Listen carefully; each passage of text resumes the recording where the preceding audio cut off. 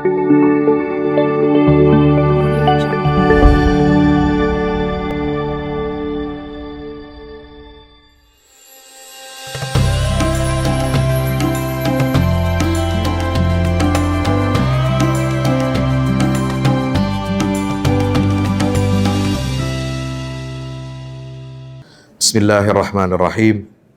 Inna anzalnahu fi lailatul qadr. Wa ma adraka ma lailatul qadr. Lailatul qadri khairum min alfi syahr. Tanazzalul malaikatu warruhu fiha biidzni rabbihim min kulli amr.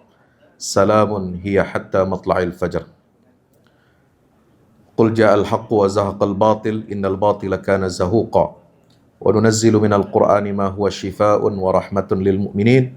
ولا يزيد الظالمين إلا خسارا وقرآنا فرقناه لتقرأه على الناس على مكث ونزلناه تنزيلا. Assalamualaikum warahmatullahi wabarakatuh. Alhamdulillah wa syukrulillah wa la hawla wa la quwwata illa billah. Subhanaka la ilma lana illa ma 'allamtana innaka antal alimul hakim. Rabbi zidna ilma warzuqna fahma. Bersyukur kita kehadirat Allah Subhanahu wa taala.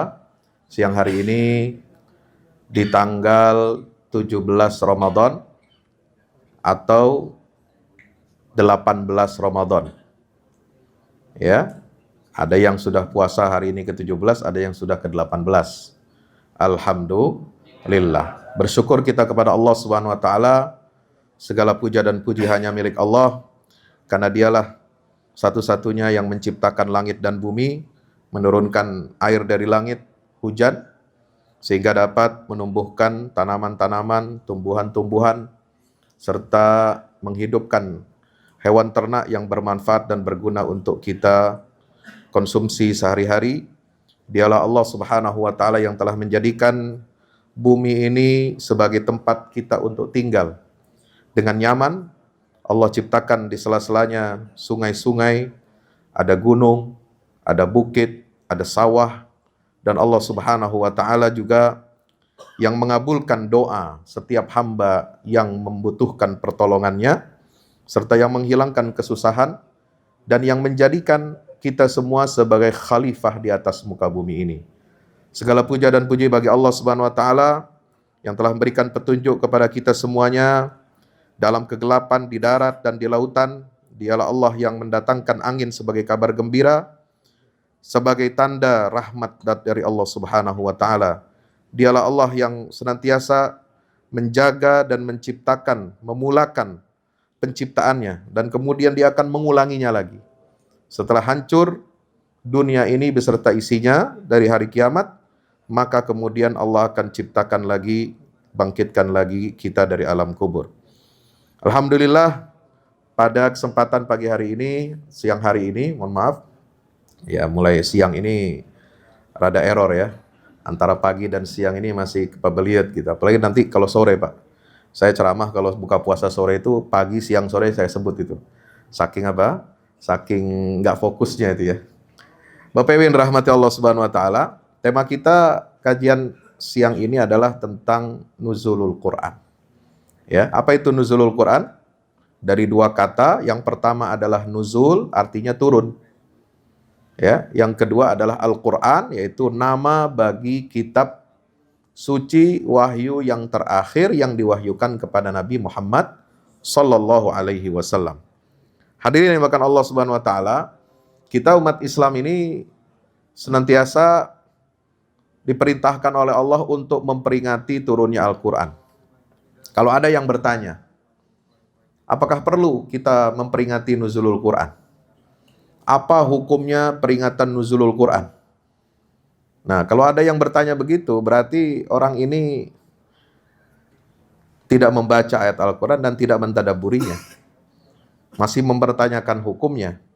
Masih tanya perlu tidaknya. Padahal, di dalam Al-Quran, surat Al-Baqarah ayat 185, ketika Allah menyatakan syahrul Ramadan alladzi unzila fihil Quran, bulan Ramadan itu adalah bulan diturunkannya Al-Quran untuk pertama kali. Untuk apa Allah menyebut firman ini, ayat ini? Di awal ayat ke-185. Itu sebenarnya Rahasianya adalah untuk menegaskan ya perintah Allah kita berpuasa di bulan Ramadan ini, dipilihnya bulan Ramadan ini untuk kita berpuasa adalah dalam rangka kita mensyukuri nikmat turunnya Al-Quran. Itu setidaknya yang disampaikan oleh Syekh Muhammad Abduh dan Rashid Ridho dalam tafsir Al-Manar. Ya. Jadi kita berpuasa ini sebulan penuh di bulan Ramadan, Bapak Ibu, itu sudah memperingati nuzulul Quran secara otomatis. Ya. Karena kita puasa ini adalah dalam rangka mensyukuri nikmat turunnya Al-Quran. Gitu. Jadi kalau ada yang nanya, hukum peringatan nuzulul Quran itu apa? Bid'ah apa enggak? Gitu kan? Itu orang nggak ngaji, nggak baca Quran, nggak baca tafsir. Ya, apa perlu kita memperingati nuzulul Quran? Kan Nabi nggak memperingatin. Jangankan Nabi, Allah itu yang memperingati nuzulul Quran itu perintahkan kita berpuasa sebulan penuh. Untuk apa? Mensyukuri nikmat turunnya Al-Quran. Ya. Jadi tolong baca lagi tafsir-tafsir itu ya. Jangan tafsir itu hanya dibaca, ditaruh di rak-rak aja gitu ya. Lalu tidak dibaca dengan baik gitu. Nah, meskipun dulu para sahabat tidak mengkhususkan diri untuk mengadakan peringatan-peringatan seperti kita sekarang, tapi kita sebagai umat Rasulullah SAW itu sudah secara tidak langsung, sadar atau nggak sadar, suka atau nggak suka saudara, ya kita ini dipaksa oleh Allah ya untuk memperingati nuzulul Quran itu dengan apa? Dengan kita berpuasa sebulan penuh di bulan Ramadan ini. Itu rahasianya ya. Dari tafsir ayat 185 surah Al-Baqarah. Nah, ada apa dengan Al-Quran? Kenapa peristiwa turunnya Al-Quran itu begitu luar biasa sehingga Allah perintahkan kita berpuasa sebulan penuh dalam rangka mensyukuri nikmat turunnya Al-Quran? Karena Al-Quran ini ya membawa hidayah, membawa petunjuk, ya, membawa cahaya dari Allah Subhanahu wa taala. Dan Al-Quran itu bahkan menjadi ruh bagi kehidupan manusia dan alam semesta. Ya, ada 3 ungkapan dalam Al-Quran. Al-Quran itu sebagai nur, qad ja'akum minallahi nurun wa kitabum mubin yahdi bihillahu manittaba'a ridwanahu subulas salam. Surat apa? Al-Maidah ayat 15-16. Ya. Sungguh telah datang kepada kalian, wahai umat manusia, datang apa kepada kita ini? Cahaya. Ya. Cahaya itu adalah Al-Quran. Ya. Wa kitabum mubin, dan kitab yang penuh dengan mukjizat. Gitu. Kemudian Allah Subhanahu wa taala menerangkan fungsi turunnya Al-Quran ini sebagai apa? Hudal linnas wa bayyinatin minal huda wal furqan.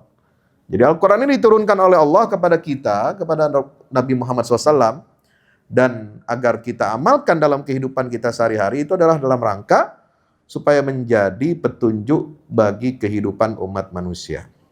Ya, maka saya dalam buku yang saya tulis itu untuk diktat mahasiswa saya ya. Saya ngajar ya jelek-jelek gini dosen, Pak ya. Jadi jangan anggap profesi dosen itu nggak penting itu.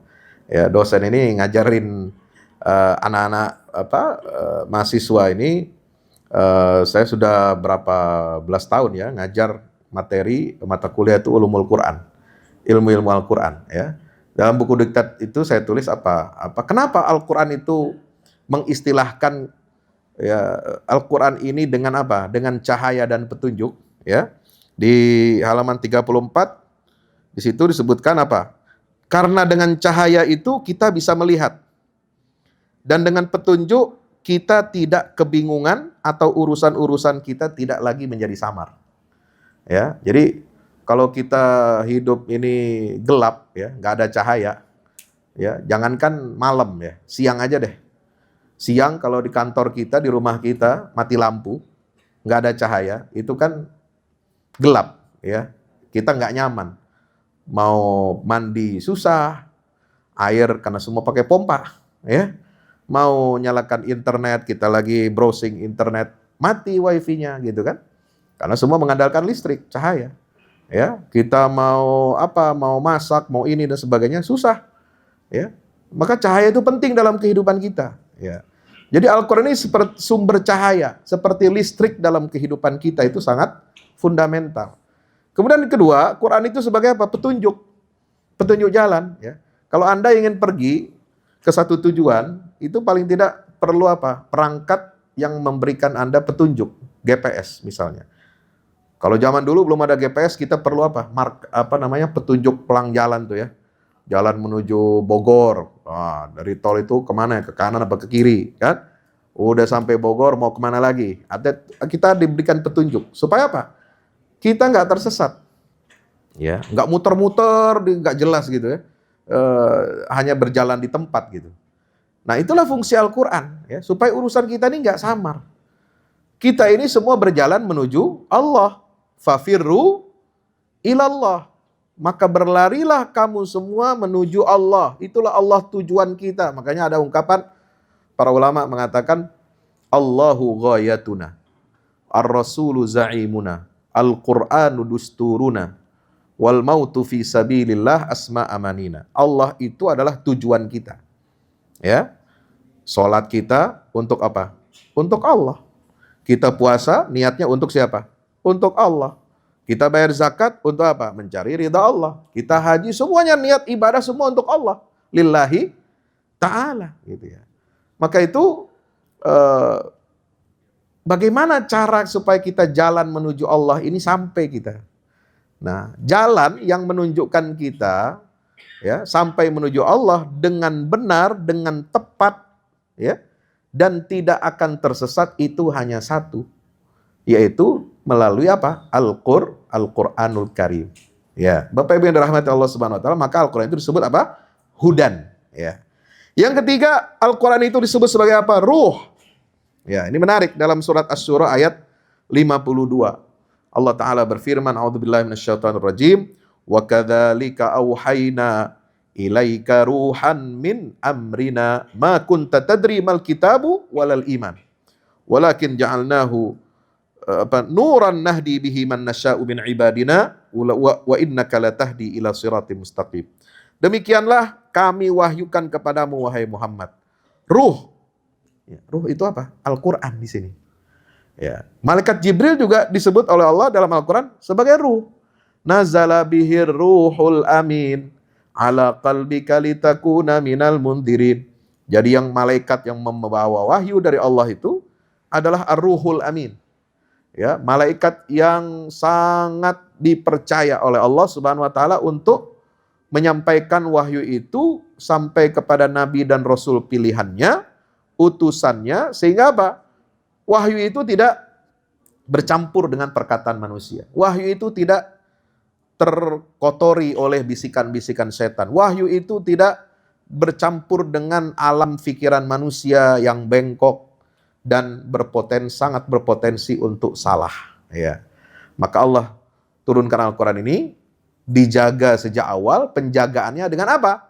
Dengan dibawa turun oleh malaikat Jibril. Dan biasanya Pak, ketika malaikat Jibril itu turun kepada Nabi SAW, itu dalam berbagai bentuk. Ya, ini dalam buku-buku ilmu Quran itu dijelaskan. Ada dalam bentuk bagaimana wahyu turun pada Nabi SAW. Ada misalnya malaikat itu turun pada Nabi menghadap Rasulullah berwujud seperti manusia. Manusia yang ganteng, yang cakep kayak Dihyah Al-Kalbi, seorang sahabat Nabi SAW. Ada ketika turun kepada Nabi itu membawa wahyu itu, malaikat berupa seperti apa? Dalam hadis Bukhari itu disebutkan datang seperti orang yang compang-camping. Ya, rambutnya berdebu, pakaiannya lusuh, dan malaikat Jibril itu duduk di hadapan Nabi SAW, ya, lututnya bertemu dengan lututnya Nabi SAW, ya, lalu bertanya tentang apa itu iman, apa itu Islam, apa itu ihsan. Ada juga wahyu turun itu seperti apa? Seperti suara gemerincing lonceng yang sangat kuat, dan itu hanya didengar oleh Nabi SAW. Ya, ada kondisi ketika Nabi menerima wahyu itu sangat berat. Sehingga ketika Rasulullah sedang ada di atas unta, ya, beliau lagi di atas untanya, unta itu sampai apa? Terduduk. Saking beratnya itu. Jadi Nabi itu kan badannya nggak terlalu berat kayak saya gitu ya. Nggak obesitas Nabi itu. Ya, Nabi itu badannya ideal. Ya, ideal, six pack gitu ya, walaupun nggak gitu amat kayak kita sekarang gitu kan. Tapi beliau badannya ideal dan nggak pernah sakit seumur hidupnya. Sakitnya Nabi itu cuma sakit menjelang wafat. Itu saking sehatnya Rasulullah SAW. Jaga pola makan, pola tidur, pola ibadah, itu semua sangat rapi gitu. Nah, itu sampai terduduk itu. Ada lagi ketika beliau SAW sedang di pembaringan, ya, sedang tiduran di paha istrinya, ya, atau di apa itu sangat berat dirasakan itu, sampai tulang paha itu mau hampir patah itu. Itu diriwayatkan oleh istri Nabi SAW dan juga beberapa orang sahabat Nabi SAW. Nah jadi, Bapak Ibu dirahmati Allah, jadi ketika Al-Quran itu turun, itu membawa perubahan yang sangat besar. Ya, yang disebutkan dalam Al-Quran itu membawa perubahan. Untuk apa? Litukhrijan nasa minaz zulumat ilan nur. Ya. Kenapa Al-Quran disebut sebagai ruh? Karena dia adalah inti sistem Allah yang diturunkan, diwahyukan kepada alam semesta ini dan kepada manusia. Sebab alam semesta ini ada dua. Ada yang namanya makrokosmos, alam, ya, yang besar ini, ya, jagat raya yang sangat besar luas ini. Dan ada mikrokosmos, ya, yaitu manusia. Ya, dua-duanya disebut oleh Allah dalam Al-Quran. Ya, sanurihim ayatina fil afaqi wa fi anfusihim. Jadi ayat-ayat Allah itu ada di alam semesta yang terbentang luas ini, yang kita nggak tahu sampai kapan dia berkembang dan begitu hebat, ya, batasannya. Dan yang kedua ayat Allah yang ada dalam diri manusia. Dan kedua-dua itu, baik diri manusia dan alam semesta ini, itu hukum-hukum yang mengatur jiwa manusia, tubuh manusia, kemudian seluruh aspek yang ada di alam semesta ini, itu intisari hukum-hukum sunnatullahnya ada di dalam Al-Quran.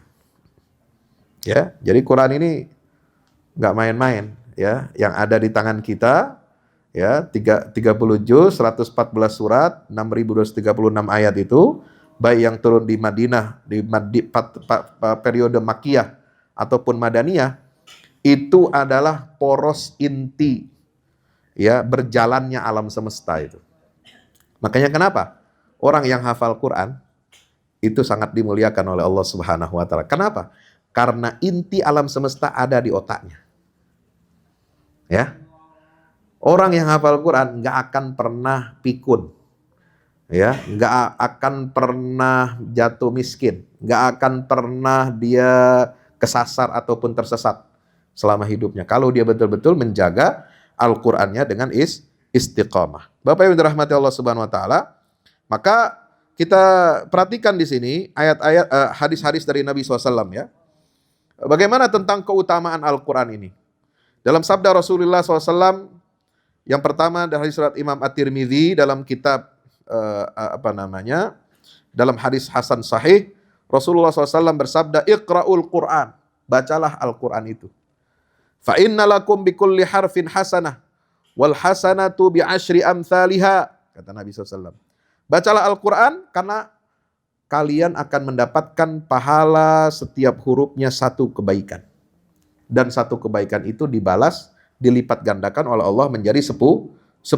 La aqulu alif lam mim harfun. Alif lam mim itu bukan satu huruf. Meskipun kita bacanya satu tarikan nafas. Alif lam mim gitu ya. Tapi dipisah. Alif satu huruf, lam satu huruf, mim satu huruf.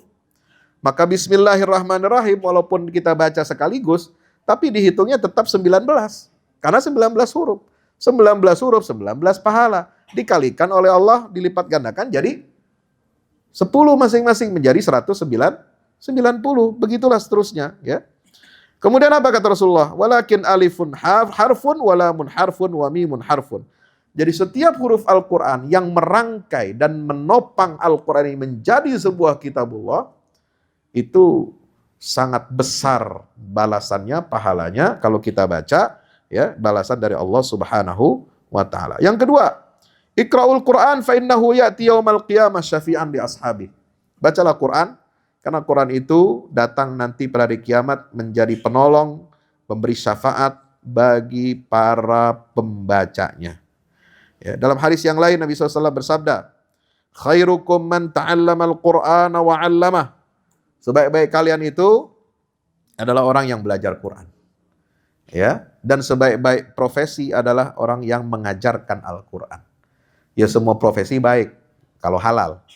Ya, profesi apapun kalau jenis pekerjaannya halal semuanya baik. Tapi yang terbaik dari yang baik itu hanya ya orang yang mengajarkan Al-Quran. Kenapa? Karena Al-Quran ini sumbu, inti kehidupan. Ya, kalau ilmuwan fisikawan mengatakan inti kehidupannya apa? Pada inti atom kan? Kalau teorinya Einstein. Nah, kalau menurut Al-Quran, ya dalam Islam itu inti hidup itu adalah Al-Quran. Ya, jadi kalau kita baca, kalau kita hafal, kalau kita amalkan, oh itu berarti kita menjaga kehidupan kita ini menjadi apa? Menjadi semakin baik. Dan orang yang belajar dan mengajarkan Al-Quran itu adalah sebaik-baik dari umat Rasulullah SAW yang dinyatakan umat Rasulullah adalah sebaik-baik umat. Jadi kalau disimpulkan, the best of the bestnya. Umat Rasulullah ini the best, ya umat yang terbaik. Nah, di antara yang terbaik itu, umat yang terbaiknya adalah mereka yang menguasai ilmu Al-Quran. Sebagaimana sabda Nabi SAW, Ahlul Quran hum ahlullahi wa khassatuh. Ya, ahli Al-Quran adalah mereka merupakan keluarga Allah dan orang-orang pilihan Allah Subhanahu wa Ta'ala. Teman-teman yang dirahmati Allah Subhanahu wa Ta'ala, terakhir ya berkaitan dengan nuzulul Quran ini ya, kita dalam membaca Al-Quran di bulan Ramadan ataupun di luar bulan Ramadan itu harus memiliki adab. Ada tata krama ya, baca Quran itu nggak sembarangan. Ya, nggak boleh disamakan dengan kita baca buku biasa. Buku dalam ilmu pengetahuan apapun itu ya, apalagi disamain sama baca koran. Disamain sama baca majalah gitu ya. Enggak. Baca Quran ini harus memiliki adab. Yang pertama, ya, sebelum saya tutup, karena kita akan berikan waktu buat tamu kita, sahabat kita dari Gaza, Palestina. Yang pertama, adab orang baca Quran itu apa? Pertama, dia harus mengagungkan Al-Quran. Dan merasakan keagungan yang telah memfirmankannya. Jadi, merasakan keagungan siapa? Allah Subhanahu wa Ta'ala. Maka itu kita harus tenang. Harus jaga adab. Kita harus tenang. Jangan baca Quran itu dalam posisi kita gerasa gerusu lagi, tidak tenang ya. Kita harus tenangkan diri dulu dan menghadirkan ya keagungan Allah Subhanahu wa Ta'ala. Yang kedua, kita harus mengikhlaskan niat karena Allah Subhanahu wa Ta'ala dan tidak ada tujuan dunia ketika membacanya. Nah, itu. Jadi baca Quran itu jangan dikasih embel-embel ingin mendapatkan materi dunia. Ya, kalaupun Allah kasih itu bonus. Jadi jangan kita baca Quran pengen begini gitu ya. Pengen baca surat Al-Kahfi pengen apa keutamaannya ya. Itu nomor 2, nomor sekian ya. Kalau ada hadisnya sahih, nah itu dijamin oleh Nabi SAW. Siapa yang baca surat Al-Kahfi hari Jumat atau malam Jumat ya, maka dia akan dijaga dari fitnahnya Dajjal. Nah, kita tentu niat kita baca Quran pertama karena Allah, yang kedua niat supaya mendapatkan keutamaan yang disabdakan oleh Rasulullah Sallallahu Alaihi Wasallam. Ya, ada lagi misalnya surat apa ya yang punya keutamaan fadilah. Tapi jangan tujuan kita itu duniawi. Ya, hatta misalnya qori Quran, baca Quran. Ya, suaranya bagus. Ketika dia membaca Quran diundang oleh masjid, oleh panitia, oleh yang mengundang itu, jangan dia punya niat untuk mendapatkan materi dunia, ya. Maka itu membaca Quran ini harus kita ikhlas benar-benar karena Allah Subhanahu wa Ta'ala. Yang ketiga, baca Quran itu harus dalam kondisi bersuci. Ya, baik badannya, tempatnya maupun pakaiannya. Ya, jadi harus beradab kita baca Quran. Ya, jangan baca Quran pakai kaos singlet, pakai celana pendek, ya, atau kondisi kita lagi nggak berwudu, ya, harus berwudu, ya, bersuci, ya. Kemudian suci bukan hanya badannya, tapi juga tempat kita baca Quran harus suci, ya. Kemudian pakaian yang kita pakai juga harus suci, ya. Kemudian yang keempat, menghadap kiblat ketika membaca. Kecuali dalam keadaan darurat, terpaksa misalnya di mobil, di kendaraan, di tempat umum gitu ya, yang nggak memungkinkan kita terus-menerus menghadap kiblat, itu boleh. Di pesawat ya, daripada kita nggak ngapa-ngapain, misalnya ada orang naik kendaraan kan nggak bisa tidur Pak ya. Kalau saya modelnya naik pesawat, naik mobil, naik apa saja, yang penting bukan saya nyetir. Kalau saya nyetir nggak berani saya tidur kan. Ya, pokoknya kalau saya jadi penumpang, mau penumpang pesawat, kereta, bis, mobil gitu ya, kalau saya jadi penumpang itu pasti tidur. Nah, ada orang yang nggak bisa tidur. Daripada nggak bisa tidur, ya lebih baik dibaca baca Quran. Ya, isi ya waktunya untuk membaca Al-Quran, bukan. Nah, kalau nggak bisa menghadap kiblat nggak masalah. Yang penting ya kita sudah berniat untuk menghadap kiblat. Kemudian yang kelima, kita harus baca Quran dengan bacaan yang benar sesuai tartilnya. Ya, warattilil Qur'ana tartila. Maka itu kita harus wajib hukumnya belajar tajwid, itu wajib hukumnya. Fardu ain orang Islam ya, mengaku beragama Islam, itu hukumnya wajib belajar tajwid Al-Qur'an. Kenapa? Karena kita wajib bisa baca Quran orang Islam ini. Nah, kalau orang Islam tidak bisa baca Quran, gimana dia mau mengambil petunjuk dari Al-Quran? Gimana dia mau mendapatkan berkah dari Al-Quran? Bagaimana dia mendapatkan pahala dari bacaan Al-Quran kalau bacaannya salah? Ya, tajwidnya salah gitu ya, panjang pendeknya salah. Nah itu. Jadi harus kita belajar ya, upayakan semaksimal mungkin sejak kecil. Bagaimana kalau nggak bisa belajar dari kecil Pak Ustadz? Ya semampunya. Anda baru kenal Al-Quran sudah dewasa, sudah bekerja, sudah berkeluarga, dari kecil nggak belajar Quran. Ya. Nah, itu ya pokoknya ada kaidah yang mengatakan apa? Ma la yudraku kulluh la yutraku julluh. Kalau nggak bisa kita semua ambil, paling tidak sebagiannya jangan ditinggalkan. Semampu kita, kita wajib untuk bisa memperbaiki bacaan Quran. Yang keenam, khusyuk dalam membacanya. Ya, jangan sambil tiduran lalu baca Quran terus diselingi buka scroll WA gitu ya. Habis itu baca lagi, nanti ganti game gitu ya, itu bukan, itu nggak khusyuk namanya ya. Yang ketujuh, harus membaguskan suara ya, perbaiki. Minimal suara itu enak untuk kita dengar sendiri. Ya, kalau tidak enak didengar oleh orang lain.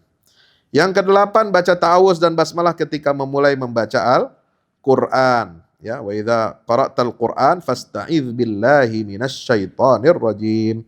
Itu surat An-Nahl ayat 98. Yang terakhir, kita harus diam dan mendengarkan dengan baik kalau ada orang yang sedang baca Quran di samping kita. Ya, atau kedengaran. Ya, terdengar lantunan ayat Quran, maka kita harus apa? Diam. Ya, dengan baik dan memperhatikannya, ya. Idza quri'al Qur'anu fastami'u lahu wa ansitu la'allakum turhamun. Itu dalam surat Al-A'raf ayat 204. Itu sedikit dari saya berkait dengan tema kajian. Kita berikan waktu ya terbaik kita untuk mendengarkan kabar dari Gaza yang dibawa oleh Syekh Ahmad Haji Yusuf. Falyatafadhal mashkur.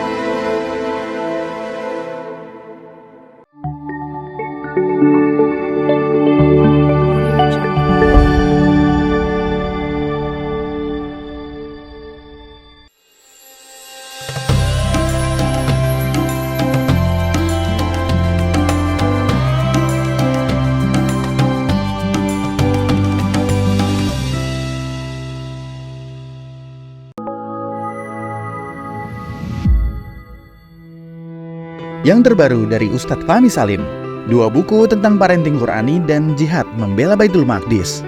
Buku Wahai Anakku, Benahi Adabmu, Bersihkan Hatimu, buku yang siap membuka cakrawala pikiran dan batin sahabat. Buku Wahai Anakku, Benahi Adabmu, Bersihkan Hatimu disusun dengan mengambil inspirasi dari buah pena Imam Al-Ghazali, Ayyuhal Walad. Buku ini diformat dengan dialog orang tua pada anaknya.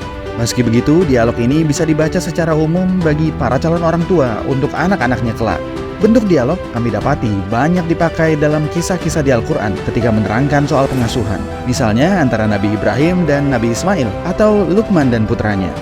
Hadirnya buku ini semoga menjadi penambah keilmuan kita agar tidak salah dalam membentuk generasi penerus yang menjadi pewaris amal jariah kita.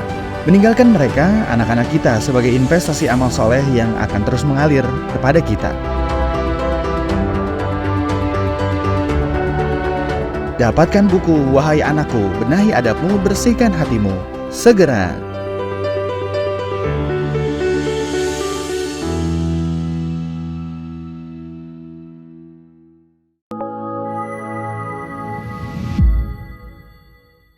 Yang terbaru dari Ustadz Fahmi Salim, buku Runtuhkan Zionis Rebut Baitul Maqdis, buku yang siap membuka cakrawala pikiran dan batin sahabat.